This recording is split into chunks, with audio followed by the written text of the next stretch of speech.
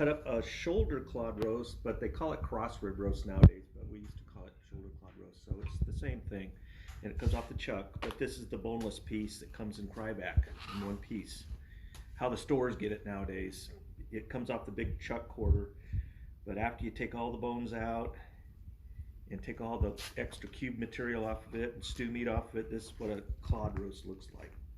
So I'm going to take it and get it ready, I think, for the Farberware again, because it always cooks stuff still nice. Well, you could cook it in the oven or as a pot roast even, but since it's not the chuck, it could be used as a pot roast. But actually, if you cook it on a rotisserie, it comes out real nice too. So just pop the Cryovac off, dump out the extra blood, and here basically is the shoulder clod or the cross rib roast. Now I'm gonna get it ready for a rotisserie, so I'm gonna want to kind of make it look more like a cylindrical, like a football, so I can tie it and then put it right on the spit. And I don't need quite this much, so I'm just gonna take off a chunk off the back. Look at that, this is choice meat too. And maybe a chunk off the front. And it'll make, you can either steak it or make stew meat out of it. I'll probably make stew meat out of it. It makes excellent stew. And then maybe to make it a little bit more cylindrical, I might take a little off the side here. Yeah, this feels like a nice piece of meat. It really doesn't need much trimming because it comes already pre-trimmed. Most meats nowadays that come to the supermarkets are already boned out. They're already boneless.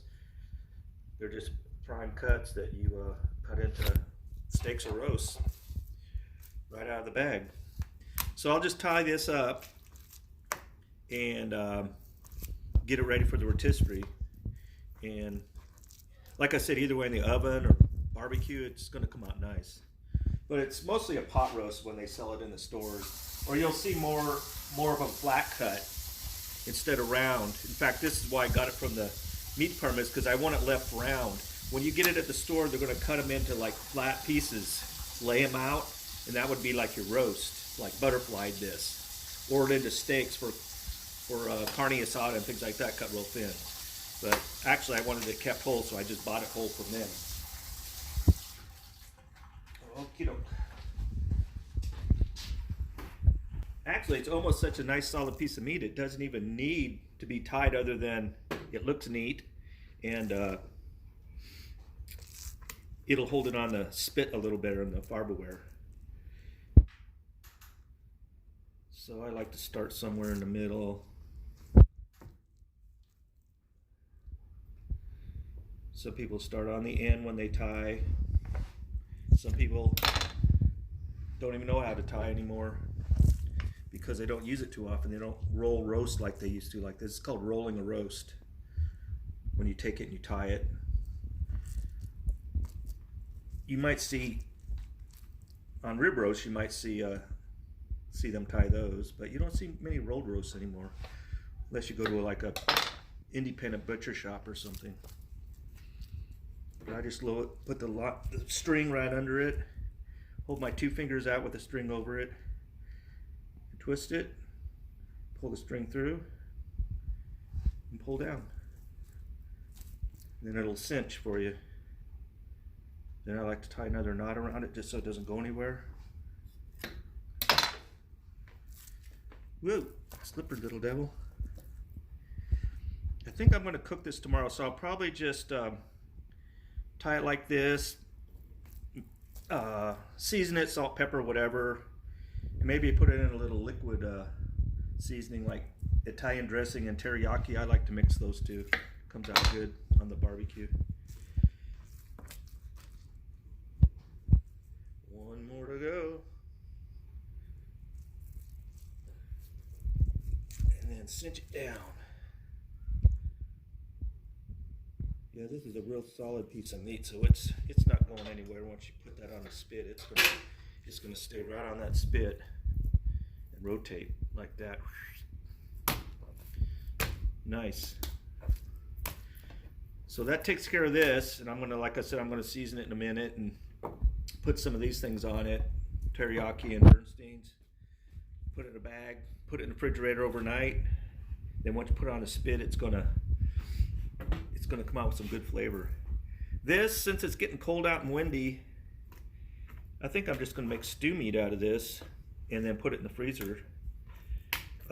Stew meat can be made out of any cut of beef that's just laying around or scraps, because you're gonna cook it in a pressure cooker or the pot. And cut it into little inch cubes or whatever you want. But any piece of chuck is going to come out good for stew, pot roast, slow cooker, pressure cooker. Now here's some gristle here. You don't want to, that's why I took off these ends, because it had a little bit of gristle on it. And once again, I'll leave a little for my dog, because he doesn't mind gristle. That's why they give him canine teeth. Or if you're in the meat, if you're cutting meat or something, they'll use this for cube steaks in a tenderizer. Put it through the tenderizer, make cube steaks out of it.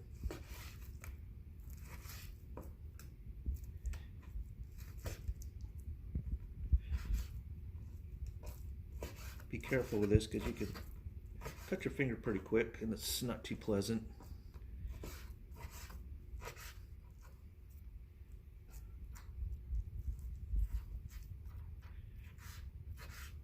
Make little pan breakfast sticks out of that too if you wanted to.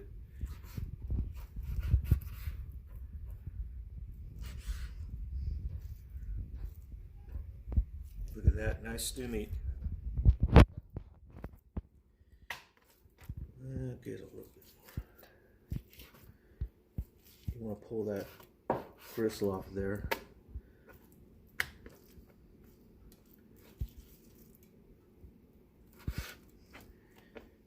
Okay. No, actually I'm going to cut this into like two. I'll butterfly that one to make it a little bigger. And I'm going to make a little, like a little barbecue steak. See what it comes out like that. I think you could probably marinate that, throw it on the barbecue, it'd come out real good. But remember, you probably won't see a whole cod roast like this unless you ask the meat department, say you want a whole cross rib roast that comes in the bag, Cryovac it's called, to the store. Other than that, you're just going to find them cut into steaks, cut into butterflied roasts, so you can have like a chuck roast. But if you want it like that, you probably have to ask for it. Okay, you got your rotisserie shoulder clod roast or cross rib roast. You got 1.5 pounds of stew meat for later. I'll freeze these, and then I'll use these as little barbecue steaks or maybe even breakfast steaks for later. And you get this, it's all about 5.5 pounds, and it was a choice, USDA choice, it said on the bag. So we'll check back with you later after I get it on the rotisserie, and we'll show you after we get that on the rotisserie, start cooking it. Then we'll show you how it comes out at the end, and hopefully it'll be a real tender roast. Okay, now that we've got everything cut up and ready to roll, I'm going to do a little seasoning here.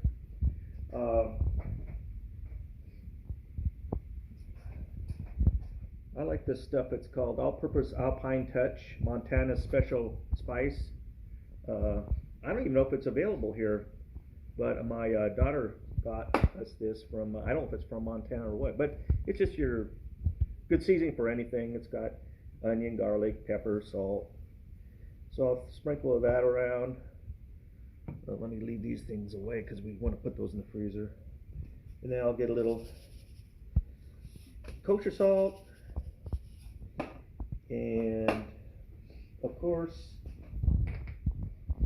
I like pepper on about everything, but not everybody does. But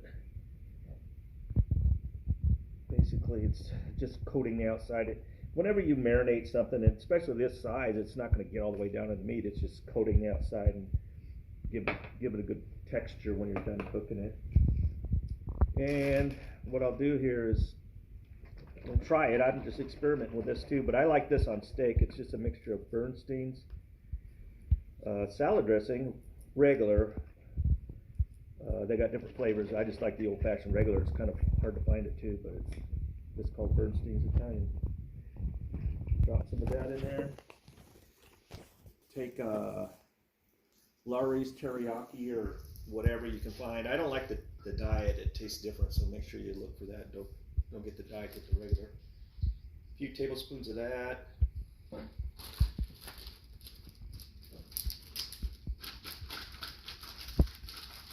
Mix it up a little.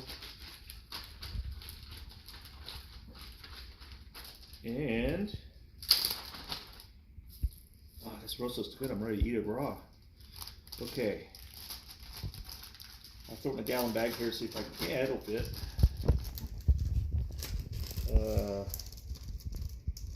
Zip it up good.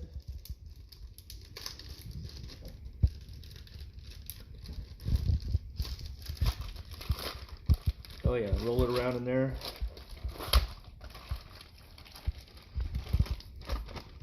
Perfect. That's Bernstein's.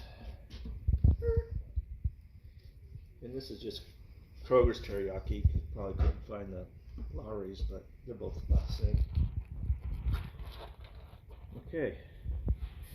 I'm going to get a paper plate or something to put this thing on and just let it sit overnight because we're going to cook it tomorrow probably. Maybe flip it every couple hours if you want, but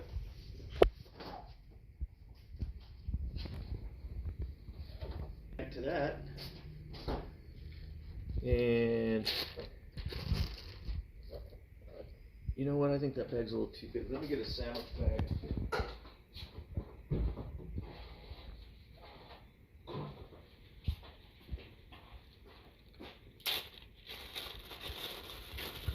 I like making stew, so maybe I'll do a little segment on making stew when I get this out of the freezer sometime.